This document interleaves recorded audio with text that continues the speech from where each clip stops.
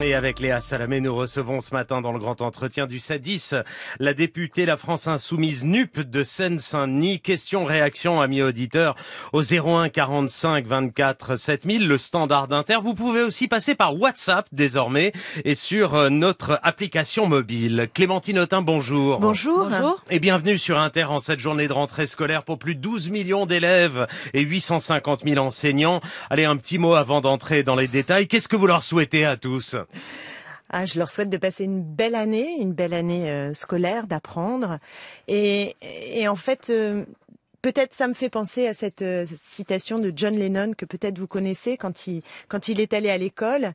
Il a dit, on lui a demandé ce qu'il voulait faire quand il sera grand. Il a dit, je veux être heureux. On lui a dit qu'il n'avait pas compris la question et il a répondu, vous n'avez pas compris la vie. Et je trouve ça très joli parce qu'en fait, c'est aussi tout le sens de à quoi sert l'école, qui est un des sujets fondamentaux. Il y a les savoirs fondamentaux, mais il y a aussi de savoir fondamentalement à quoi sert l'école. Et l'école doit former des citoyennes et des citoyens avec un esprit critique et une capacité à se mouvoir dans le monde et pas simplement à être formés à être des travailleurs au service d'une logique de marché. Alors à quoi sert l'école ? Emmanuel Macron en a parlé beaucoup dans son interview du Point, son interview de rentrée. Il décrit que ce sont pour lui les principes de l'école qui sont importants et que les principes de l'école sont selon lui l'autorité des savoirs et l'autorité des maîtres pour rebâtir la nation. Il a par ailleurs critiqué un pédagogisme qui disait au fond que l'école ne doit plus transmettre. Non, l'école c'est la transmission des savoirs, de l'esprit critique et des valeurs. Vous en pensez quoi ? Je pense qu'il y a une pente de toute façon de la Macronie réactionnaire et que derrière ce discours avec lequel on pourrait spontanément se dire d'accord, parce que évidemment qu'il faut qu'un enseignant ait autorité et donc légitimité. Par autorité, j'entends la légitimité pour pouvoir transmettre. C'est évidemment fondamental, mais derrière ce discours-là, moi, ce que j'entends... Oui, parce que je vois pas ce qu'il y a de réactionnaire là, de dire l'autorité des maîtres. Parce que globalement, parce que globalement, dans la remise en cause de certaines pédagogies, moi, ce que j'entends, c'est un retour en arrière vers une classe qui serait à la fois acquise à des normes qui sont des normes, d'ordre et acquise à la préparation, comme on le voit avec le lycée pro, d'élèves qui sont dans une logique libérale. Ce qui se passe aujourd'hui dans l'école, c'est vraiment, ça tourne le dos à ce qu'il faudrait faire si on veut encore une fois former des citoyennes et des citoyens. Je prends l'exemple du lycée pro parce qu'il est fondamental. Oui, c'est ça, par exemple. Vous savez qu'il y a un tiers quasiment des lycéens qui sont en lycée professionnel aujourd'hui. Donc c'est très important. 620 000 élèves. 620 000 élèves. Or, alors que le ministre de l'Éducation nationale nous explique qu'il faut plus d'écoles et qu'il faut un effort sur les fondamentaux, c'est les priorités qu'il affiche, eh bien là, on voit une attaque qui est une attaque structurelle vis-à-vis des lycées professionnels. Puisque depuis 2009 déjà, il y a une année d'enseignement en moins. On est passé de 4 ans d'enseignement à 3 ans. Et là, il y a un grignotage avec 4 semaines qui vont être des semaines de stage et non plus des semaines d'enseignement. Donc, le lycée professionnel est en train d'être brisé et il est brisé dans une logique qui est une logique de servir, en fait de faire en sorte que ces lycéens, ils aillent vite sur le marché du travail, répondre à des besoins qui sont réels ou fantasmés. Les lycées professionnels sont en train d'être brisés. Emmanuel Macron est allé en lycée professionnel vendredi pour dire qu'il mettrait particulièrement le paquet et l'argent sur les lycées professionnels. Les élèves, les 620 000 élèves qui vont recevoir une gratification de 50 à 100 euros par semaine lors de leur stage en entreprise, est-ce que ça va dans le bon sens ? L'État qui va consacrer 1 milliard de plus dès sa rentrée à la filière professionnelle, est-ce que ça va dans le bon sens ou vous balayez tout en disant non, ils sont en train de casser le lycée pro ? Non, je partage la colère des enseignants. Forte et des syndicats sur ce terrain-là parce que en réalité on va transformer nos lycées en centres d'insertion professionnelle et les personnels en agents d'insertion. Et je crois qu'il y a dans cette réforme du lycée pro vraiment toute une logique qui ressemble à une capitulation à la fois scolaire et sociale. Mais ça ne concerne ce qui se passe dans le lycée pro, il faut comprendre qu'il y a l'équivalent d'une certaine manière dans les établissements scolaires. En règle générale, avec la ségrégation scolaire qui est accrue par l'emprise du privé, le contournement de la carte scolaire possible par le privé. Vous savez que depuis la loi Carle en 2009, en réalité, les communes payent, y compris pour des élèves qui sont des élèves qui ne sont pas dans leur commune. Donc vous avez beaucoup d'argent public qui part vers le privé et vous avez des profs qui sont dans un état qui est un état inquiétant, très inquiétant. Il y a un mal-être de la communauté éducative aujourd'hui que le président de la République n'entend pas, et toutes les promesses d'augmentation de salaire ne sont pas là. Justement, sur le salaire des profs, citation, chaque enseignant gagnera 125 € net de plus par mois qu'à la rentrée 2022 et ça ira jusqu'à 250 € net de plus par mois selon le degré d'ancienneté. Voilà ce que disait Gabriel Attal la semaine dernière à notre micro. Cette augmentation-là est-elle bienvenue? Est-ce que vous la saluez? Est-elle un geste clair selon vous? Non, il n'y a pas de geste clair. Non, il n'y a pas de geste clair et je veux contester ces chiffres. Je conteste pas. Les chiffres peuvent être contestables, mais surtout, il faut voir au long cours. D'abord, tout le premier quinquennat d'Emmanuel Macron, gel du point d'indice, aucune augmentation des professeurs, des enseignants. Et j'ai là 2 graphiques qui sont absolument éclairants. Le premier, c'est sur la chute du salaire des enseignants.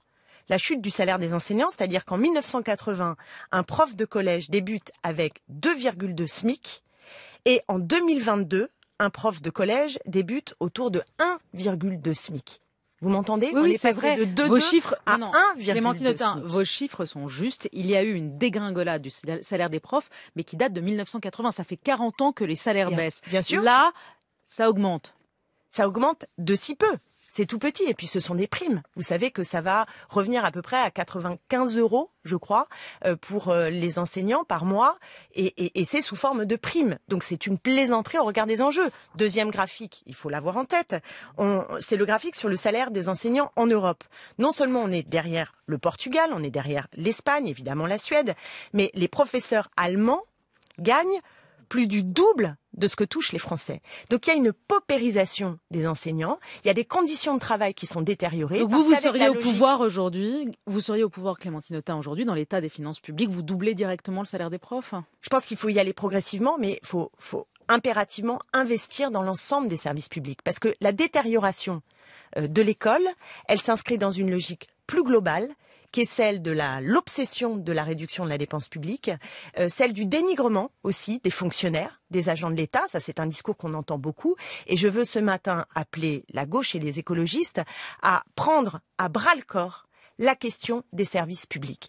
Et à l'intérieur, il y a bien sûr l'éducation, il y a la santé, mais ce sont aussi nos transports, nos services d'aide sociale. On parle des Restos du Cœur. On va en parler dans un instant. Voilà, ça a tout à voir. C'est aussi la question de la transition écologique. On va en parler. Et je pense sincèrement que l'enjeu des services publics est celui qui peut parler aussi bien aux habitants de Redon, de Marseille, du Puy-en-Velay, qui peut parler aux cheminots, aux caissières, aux architectes comme aux boulangers. C'est-à-dire que c'est quelque chose qui fédère. Or, on est sur un sujet où la droite a malmené dans son discours et dans sa pratique, même toutes les droites, les services publics avec tous ces discours, vous savez, sur les fonctionnaires sont des feignants, sur... Ça fait longtemps qu'on l'a pas entendu, cette phrase. Vous plaisantez. Même dans la bouche de la droite, les fonctionnaires sont des feignants, vous l'avez entendu récemment, là? Oui, oui. Alors, c'est vrai que la crise du Covid a permis de mettre un petit peu d'eau dans leur vin, mais pas plus tard qu'à la dernière présidentielle, toutes les droites ont dit qu'il fallait diminuer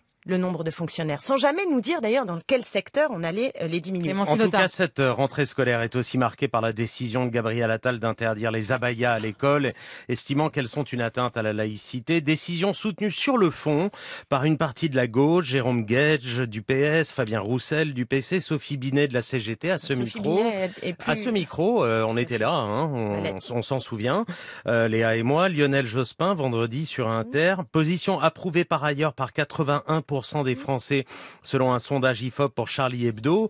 Vous, à la France Insoumise, vous pensez que c'est une police du vêtement et qu'il ne faut pas les interdire, qu'elles ne sont pas une atteinte à la laïcité?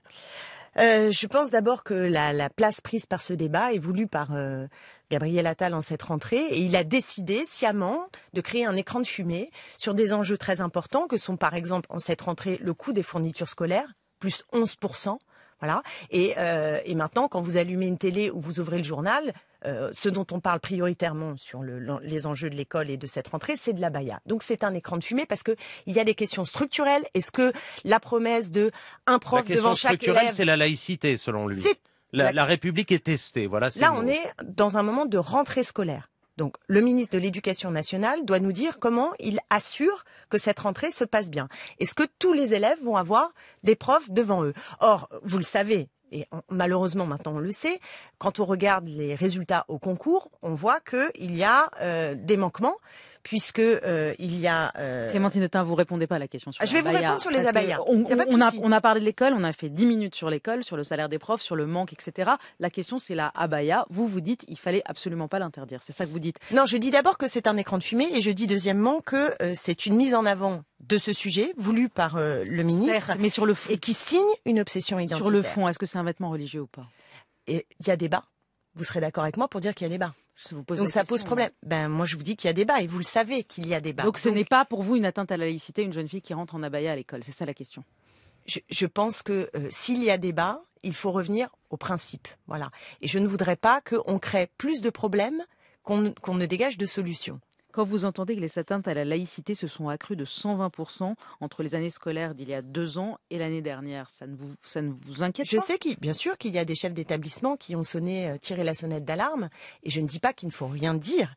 Le ministre de l'Éducation nationale, à partir du moment où il est saisi de ces problèmes-là, doit en effet y répondre. Je vous dis, il y a répondu en interdisant. Voilà, il y a répondu dans ce sens-là. Il aurait pu répondre peut-être plus conformément à ce que sont nos principes de laïcité. Qui aurait été quoi la réponse?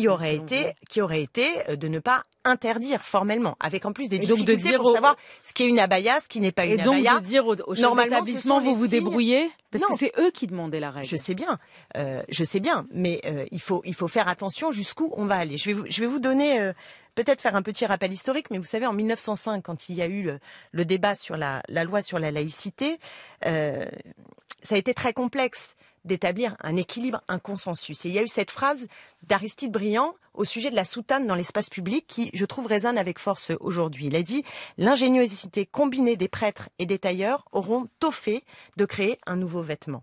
Et c'est un peu mon inquiétude, c'est-à-dire que est-ce qu'on va pas aller de polémique en polémique et aller, je sais pas jusqu'où on va. D'ailleurs, l'extrême droite propose un uniforme à l'école. Et pas que l'extrême droite, hein. Je sais bien qu'il n'y a pas que l'extrême droite, mais vous pensez que c'est un progrès, l'uniforme à l'école? J'ai aucun avis. Voilà. Donc on est en train de débattre de cela. Donc moi je crois que on est d'abord sur un arbre qui cache la forêt, et ensuite sur une obsession identitaire qui correspond aussi à un agenda qui est celui imposé par l'extrême droite au démarrage. Les Restos du Cœur vont donc être contraints de réduire cet hiver le nombre de bénéficiaires de leur distribution alimentaire. C'est ce qu'a annoncé hier le patron de l'association. Si rien n'est fait, on va devoir fermer d'ici 3 ans à cause, vous le savez, de la hausse très importante du nombre de demandes de personnes qui demandent de l'aide et de l'augmentation des coûts dus à l'inflation. Le gouvernement a réagi hier soir. Aurore Berger annonce 15 millions d'euros pour les restos et lance un appel à la solidarité des plus riches et des grandes entreprises. C'était la bonne réponse à apporter très vite? Écoutez, il tire la sonnette d'alarme.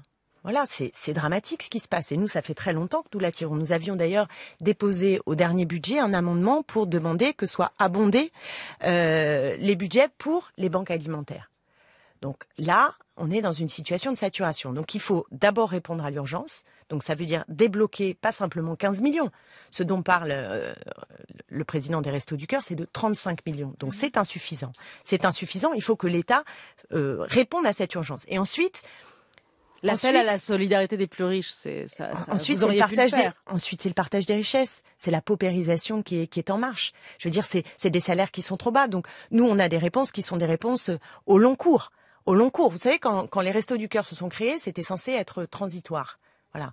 On se souvient tous de Coluche qui disait, non seulement c'est toujours là, mais les queues aux banques alimentaires ont explosé. Et elles explosent pourquoi? Parce que maintenant, vous avez même des gens qui travaillent et qui ne peuvent pas vivre de leur travail.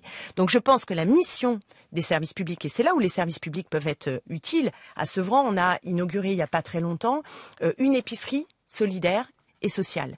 Donc par exemple, ça pourrait être une nouvelle mission de service public que de répondre à ces besoins qui sont des besoins urgents.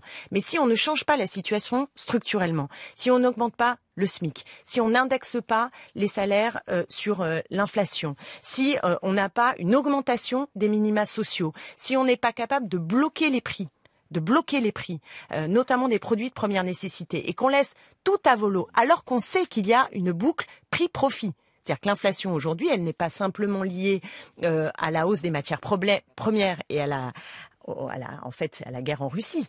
c'est que les grands groupes en Ukraine, des Russes contre les Ukrainiens, mais c'est pas simplement là le sujet.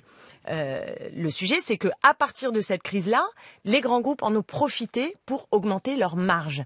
C'est les profits qui augmentent et ça, c'est une injustice totale. Or, si nous étions capables de faire une taxe sur les super-profits, par exemple, eh bien, on pourrait financer tous ces services publics qui améliorent le quotidien parce que je pense que prendre soin des services publics et être capable de répondre à des nouveaux besoins comme le 4e âge, comme les besoins sur la petite enfance, le numérique, sur la transition écologique qu'on ne pourra pas mener sans augmenter ces services publics, si on veut les financer ou les transports, la rénovation thermique, il faut qu'on arrive à faire rentrer de l'argent dans les caisses publiques au lieu de sans cesse être obsédé par cette réduction et laisser les hyper riches s'enrichir et les plus pauvres. Vous êtes toujours aussi dur à couper. Mais on y va. Dominique est en ligne et au standard d'Inter.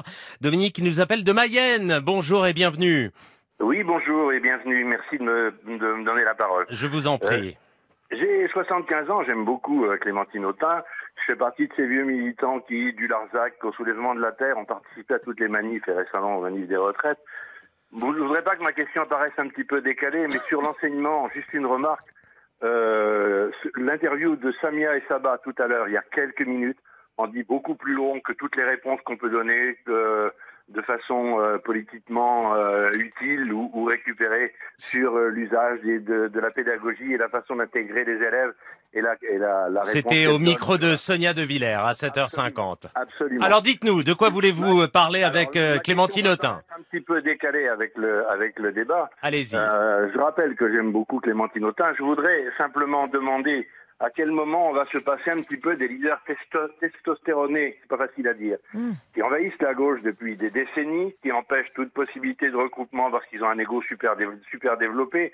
Je vais pas donner de nom parce qu'on va citer évidemment Mélenchon, mais on peut citer Roussel et beaucoup d'autres. Moi, je voudrais entendre des gens comme Clémentine Autain, des gens comme Ruffin, des gens qui sont sur le terrain, qui pourraient parler de la réalité des gens et du combat à mener et sortir un tout petit peu de ces débats politiques stériles.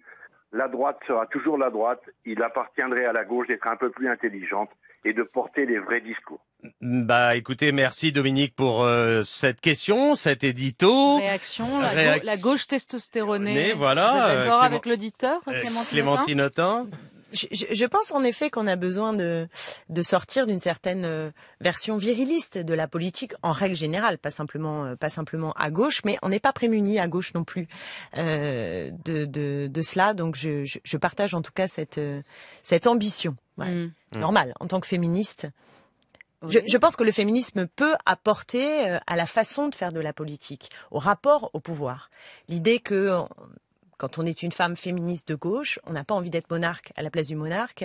Et je pense qu'on a un regard effectivement critique vis-à-vis du pouvoir, des relations aussi entre des partenaires. Je pense à la NUPES où parfois c'est assez tendu. Et il me semble qu'en effet, nous avons besoin... Qu'est-ce qui se passe à la NUPES? C'est vrai que ça fait 3 semaines qu'on vous entend les uns et les autres, les leaders, vous invectiver. C'est pas des insultes, mais des invectives un peu et des ultimatums par presse interposée ou par tweet interposé. Vous cautionnez ça? Vous dites qu'il faut en sortir? Vous dites quoi? Ah oui, je pense qu'il faut en sortir. Moi, je vois pas de solution en dehors de l'Union dans notre pays pour gagner. Je suis inquiète d'abord pour mon pays.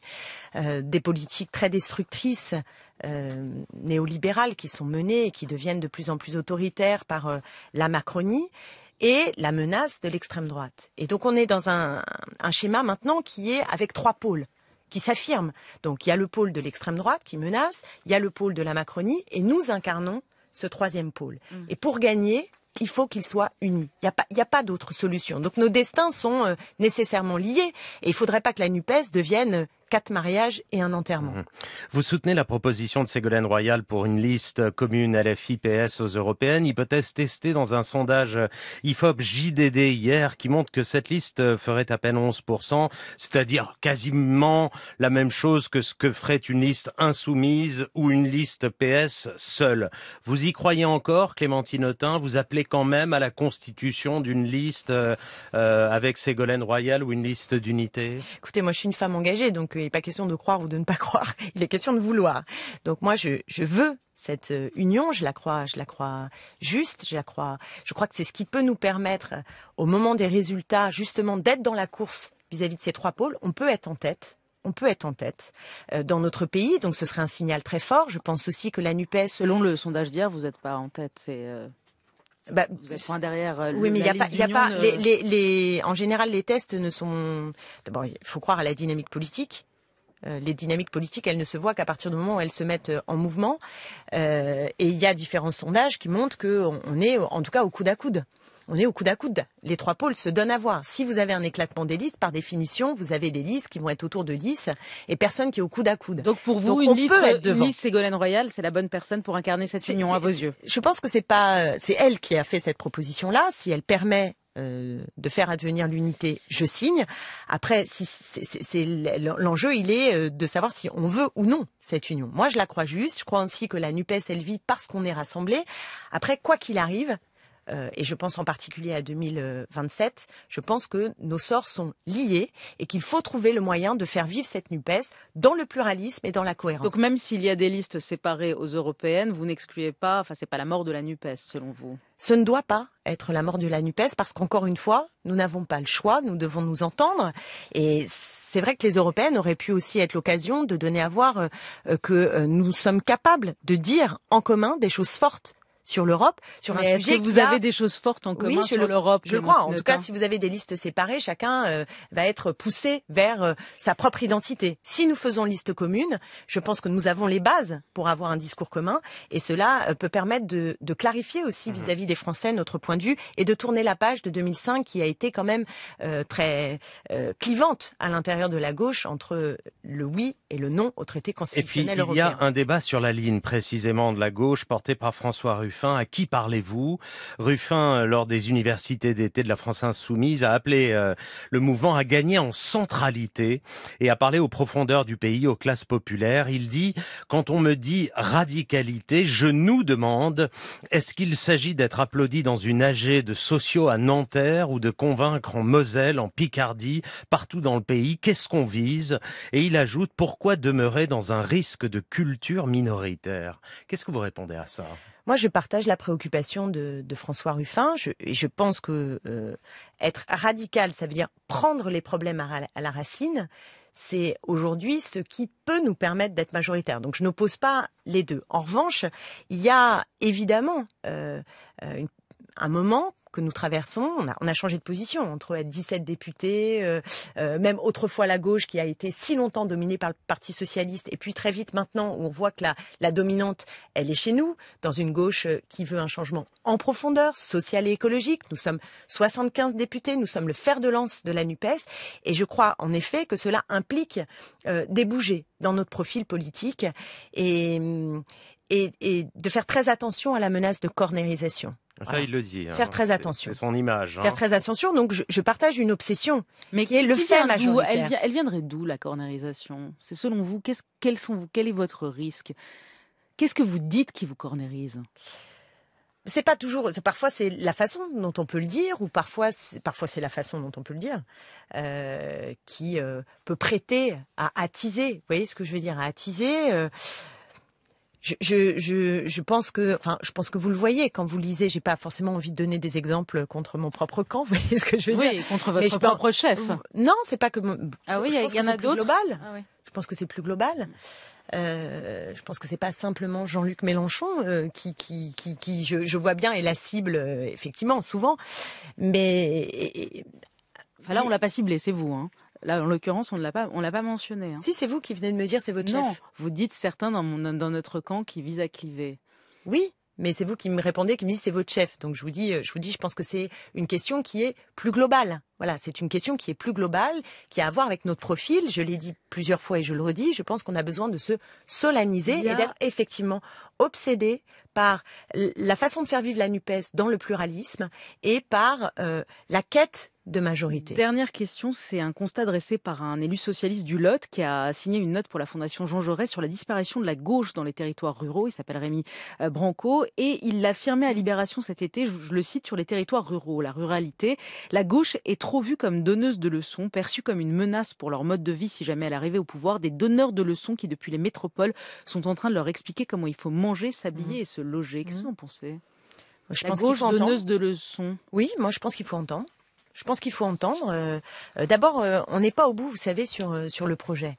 On n'est pas arrivé à maturité et au bord de la majorité. Donc si on s'interroge pas et qu'on réfléchit pas sur notre propre discours, on va pas y arriver. On ne trouve des réponses qu'aux questions qu'on se pose. Eh bien, la question qui est posée là, moi, elle m'intéresse, et notamment sur l'enjeu écologique, parce que c'est souvent sur le terrain écologique qu'on a l'impression d'être des donneurs de leçons.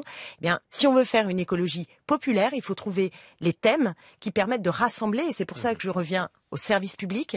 Je pense que quels que soient les territoires, et notamment pour les classes populaires, c'est quelque chose de positif, qui fédère, qui dit le commun et qui dit le sens de la société dans laquelle on a envie de vivre. Clémentine Autain, merci. Il est 8h48.